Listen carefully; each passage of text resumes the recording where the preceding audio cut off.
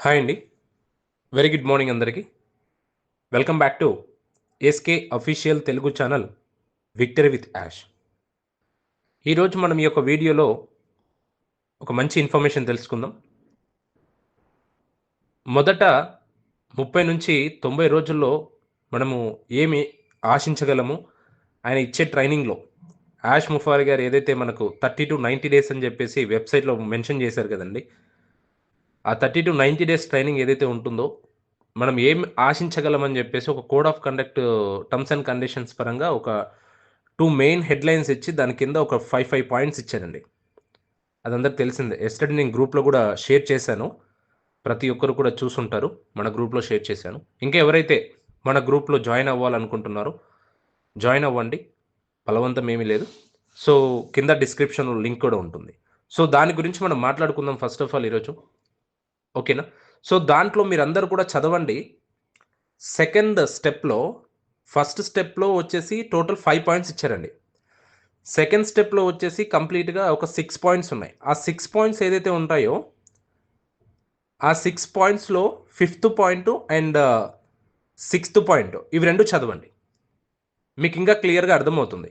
నేను తెలుగులో పెట్టాను క్లియర్‌గా మన గ్రూప్‌లో. అవి 2 చదవండి మళ్ళొకసారి. Fifth and sixth point. దాని గురించి కూడా ఈ వీడియోలో నేను కవర్ చేస్తాను. క్లియర్‌గా మాట్లాడుకుందాం. వాట్ నెక్స్ట్ అనేది. క్లియర్? ఓకే. మనం టాపిక్‌లోకి వెళ్ళే ముందు మీరింకా మన ఛానల్‌ని, మన వీడియోని చూస్తూ సబ్స్క్రైబ్ చేయకపోతే వెంటనే సబ్స్క్రైబ్ చేసుకొని సపోర్ట్ చేయండి. అలాగే కింద కనిపిస్తున్న లైక్ సింబల్‌ని క్లిక్ చేయండి. మనలాంటి తోటి ఫౌండర్స్‌కి ఈ యొక్క వీడియోని షేర్ చేస్తుంది ఆల్గోరిథం యూట్యూబ్ అనేది. వాళ్ళు కూడా మంచి ఇన్ఫర్మేషన్ తెలుసుకొని ఒక స్టెప్ ఫార్వర్డ్ అవుతారు. ఓకే. డన్? డన్. సో, మనం టాపిక్‌లోకి వెళ్ళినట్లయితే ముందుగా అండి అక్కడ ఉన్న ఫిఫ్త్ అండ్ సిక్స్త్ పాయింట్‌లో మనం మాట్లాడుకుందాం. ఫస్ట్ ఫిఫ్త్ పాయింట్‌లో ఏముందంటే, ఒక ప్రొడక్ట్‌ని అమ్మండి అనే ఉద్దేశ్యంతో అక్కడ మెన్షన్ చేశారనమాట. ఓకేనా? ప్రొడక్ట్ అంటే ఒక టూల్‌ని సేల్ చేయనన్నట్టు. ఇప్పుడు ప్రతి ఒక్కరి మైండ్‌లో కూడా ఈ క్వెషన్ ఉందండి. యాష్ గారు ఏం చెప్తా ఉన్నారు? యాష్ గారు వచ్చేసి టూల్స్‌ని మళ్ళీ ఏమైనా సేల్ చేయమంటారా? లేకుంటే ఆటోమేటిక్‌గా వాళ్ళే మనకు జనరేట్ అవుతుందా? అనేది ఇంకా ఎవరికీ క్లారిటీ లేదు. ఓకేనా. సో, ఆయన సర్వేలో కూడా మనకు ఎంతమందిని మీరు టీమ్ రెడీ చేయగలుగుతారనే క్వెషన్ అడిగారండి. అదైతే వాస్తవమే. మరి ఇప్పటికి అది ఎంతవరకు క్లారిటీ లేదింకా. కానీ అక్కడ ఒక ఫిఫ్త్ పాయింట్‌లో అయితే మెన్షన్ చేశారక్కడ. అండ్ సిక్స్త్ పాయింట్‌లో ఏమిచ్చారు అనంటే ఏఐ. మన ఏఐ టూల్స్‌ని యూజ్ చేసుకొని ఈ మార్కెటింగ్ చేయాలి అన్నట్లు చెప్పారండి ఆ సిక్స్త్ పాయింట్‌లో గూడా. మళ్ళొకసారి క్లియర్‌గా చదవండి. తెలుగులో ఉంటుంది. ఓకేనా. అండ్ అలాగే ఈరోజు రెడ్ సార్ గూడా ఒక మాట చెప్పారు. అంటే ఆహ్, ఈ లైవ్‌లో యెస్టర్‌డే నైట్ లైవ్ చేశారు రెడ్ సారు. ఆయన గూడా చెప్పిందేంటి అనంటే సేల్ గురించి మాట్లాడారు కంప్లీట్‌గా. ఒక వ్యక్తి ఇంకొక వ్యక్తి దగ్గరికి వెళ్లి తన ప్రొడక్ట్ గురించి ఎలా ఎక్స్‌ప్లెయిన్ చేయాలి? ప్రొడక్ట్ గురించి ఎక్స్‌ప్లెయిన్ చేసే టైంలో ఆ టూల్ గురించి ఎక్స్‌ప్లెయిన్ చేసే టైంలో తనకుండాల్సిన లక్షణాలేంటి? ఉండకపోవాల్సిన లక్షణాలేంటి? మనం ఎలా కన్విన్స్ చేయాలి? ప్రెషర్ లేకుండా ఎలా సేల్ కంప్లీట్ చేయాలన్నట్లు ఆ టూల్‌ని క్లోజ్ చేయాలన్నట్లు చెప్పారండి రెడ్ సార్. అంటే వీళ్ళు క్లియర్‌గా మెన్షన్ చేస్తున్నారు ఏంటి అనంటే, నాకు తెలిసినంత వరకైతే ఆయన నెక్స్ట్ నేర్పించిన తర్వాత ఏదైతే నేర్పిస్తారో చూడండి ట్రైనింగ్ తర్వాత, ఫస్ట్ ఆఫ్ ఆల్ మనమే మార్కెటింగ్ చేయాలేమో అని నేను అనుకుంటున్నాను. బట్ ఓన్ జనరేషన్స్ ఏమి ఉండదనుకుంటా మేబీ నాకు తెలిసినంత వరకైతే. మరి చూద్దామండి. ఇంకా అఫీషియల్‌గా అయితే మనకేం అప్డేట్ రాలేదు కదా! So, first of all red sir ఏం చెప్తా ఉన్నారనేది మనం తెలుసుకుందాం. ఓకేనా? సో, ఈ వీడియోని క్లియర్‌గా ఎండ్ వరకు చూడండి. మీకు క్లారిటీ అర్థమవుతుందండి. క్లియర్? ఓకే. సో, ఆయన ఏం చెప్పారు అంటే, ఎవరైనా ప్రొడక్ట్స్ అమ్ముతున్నారా? ఏవైనా సర్వీసెస్ ఇస్తున్నారా? ఏదైనా సరే, మీరు ఒక అఫిలియేట్ లేదా రీసెల్లర్‌గా మారాలని అనుకుంటే, దానికి ముందు మీ గోల్స్ అర్థం చేసుకోవడం చాలా ముఖ్యమని చెప్పారండి. ఒక అఫిలియేట్ గాని, ఒక ప్రొడక్ట్స్ మనం అమ్ముతున్నామా, ఒక సర్వీస్ మనం వేరే వ్యక్తులకు ఇస్తున్నామా అంటే, మన గోల్ ఏంటనేది తెలుసుకోవడం ముఖ్యమన్నట్టు చెప్తా ఉన్నారు. మీరెందుకు రీసెల్లర్ అవ్వాలనుకుంటున్నారు? మీరు ఎందుకు అచీవ్ అవ్వాలనుకుంటున్నారనేది కూడా మనకు క్లారిటీ ఉండాలి అన్నట్టు చెప్పారండి ఆయన. ఈ క్లారిటీ ఉన్నప్పుడు మాత్రమే మీరు మీ ట్రైనింగ్ అప్రోచ్ సరిగ్గా చేసుకోవచ్చు. అంటే మనకి ఆ క్లారిటీ ఉంటేనే మనం ఎదుటి వ్యక్తికి క్లియర్‌గా చెప్పగలము అన్నట్లు చెప్పారండి. ఇదంతా లిజనింగ్. ఓపెన్ ఎండెడ్ క్వెషన్స్ అడగడం, ఆ వ్యక్తి ఏమి కోరుకుంటున్నాడో జెన్యూన్‌గా అర్థం చేసుకోవడం మీరు ఆధారపడి ఉంటుంది. ఓకే. మనము ఎదుటి వ్యక్తి చెప్పేది ఎక్కువగా వినాలి. మనం తక్కువగా మాట్లాడాలి. తర్వాత ఓపెన్ ఎండెడ్ ఒక క్వెషన్ అడగడం. తర్వాత తను చెప్పేది మనం ఏదైతే చెప్తున్నామో జెన్యూన్‌గా తను అర్థం చేసుకునే విధంగా ఉండాలన్నట్టు చెప్తా ఉన్నారు. అప్పుడే సేల్ కన్వర్ట్ అవుతుంది. ఆ సర్విస్ కన్వర్ట్ అవుతుంది. ఆ పర్సన్ ఆ సర్విస్ తీసుకుంటారన్నట్లు చెప్తా ఉన్నారండి. ఇక్కడే 'విక్టరీ విత్ యాష్‌లో మీరు నేర్చుకున్న అనుభవం మీకు సహాయం చేస్తుంది. ఓకే. ఇదంతా మనము 'విక్టరీ విత్ యాష్‌లో నేర్చుకుంటాం. దాని దానికి మనకు లైఫ్‌లో ఎంతో నేర్పిస్తుందన్నట్టు చెప్తా ఉన్నాడు. ఇది మిమ్మల్ని పుష్ చేయకుండా మాట్లాడే స్థాయికి తీసుకెళ్తుంది. విచ్ మీన్స్ ప్రెషర్ అవ్వకుండా మంచిగా మాట్లాడే స్థాయికి తీసుకెళ్తుందన్నట్టు చెప్పారండి. మనిషితో కామన్ గ్రౌండ్ కాకుండా సాధారణ ఆసక్తులు, వాల్యూ ద్వారా కనెక్ట్ అవ్వండి. ఓకే. హానెస్ట్‌గా ఉండండి. మనకు మనసు నుండి మాట్లాడండి. మానిప్యులేషన్ లేదా మోసం చేయడం ఎప్పుడు చేయవద్దు. ఒకరికి మోసపోయిన భావన కలిగితే ఆ నమ్మకం పోతుంది. ఓకే. ఎవరికీ మానిప్యులేట్ చేయకూడదు. ఉన్నది ఉన్నట్లు చెప్పాలి. ఎవరిని మోసం చేయకండి అన్నట్టు చెప్పారండి. ఇదొక పాయింట్. మరి బిజినెస్‌లో ముఖ్యమైనది ఏమిటంటే మీరు ఎలాంటి వ్యక్తి? మీరే బ్రాండ్. ఓకే. బిజినెస్‌లో ముఖ్యమైనది ఏమిటంటే మీరు ఎలాంటి వ్యక్తి? అంటే మీరు మంచి వ్యక్తా? చెడ్డ వ్యక్తా? ఏంటి? అనేది మనము గుర్తు అనేది ఒకటి పెట్టుకోవాలి మార్కెట్‌లో. మీరొక బ్రాండ్‌గా తయారవ్వాలన్నట్టు చెప్తా ఉన్నారు. మీపై ప్రజలు నమ్మకం ఉంచగలరా? మీ మాటలపై విశ్వాసం ఉందా? ఇవన్నీ 'విక్టరీ విత్ యాష్‌లో మనం నేర్చుకునే ముఖ్యమైన ట్రైట్స్ అని చెప్తా ఉన్నారండి. అంటే ఇవన్నీ చెప్తా ఉంటే ఖచ్చితంగా 'విక్టరీ విత్ యాష్‌లో మనము product selling which means tools మనం ఎదుటి వ్యక్తికి చెప్పాలి అన్నట్టు చెప్తా ఉన్నాడాయన. ఓకే. చూద్దాం. అఫీషియల్‌గా మనకింకా అప్‌డేట్ లేదది. ఓకే. సో, రెడ్ సార్ చెప్తున్న మాటలు ఇవన్నీ. నేను కూడా నన్ను హానెస్ట్, అప్‌ఫ్రంట్ వ్యక్తిగా భావిస్తాను. కొన్నిసార్లు మాటలు డైరెక్ట్‌గా ఉంటాయి. కానీ ఎప్పుడూ నిజాయితీతో ఉంటాను. అలాగే నేను మంచి లిజనర్‌ని కూడా. ఓకే. ఆయన చాలా మంచి వ్యక్తి. హానెస్ట్‌గా ఉంటాను. ఎదుటి వ్యక్తి చెప్పిందే నేను వింటాను.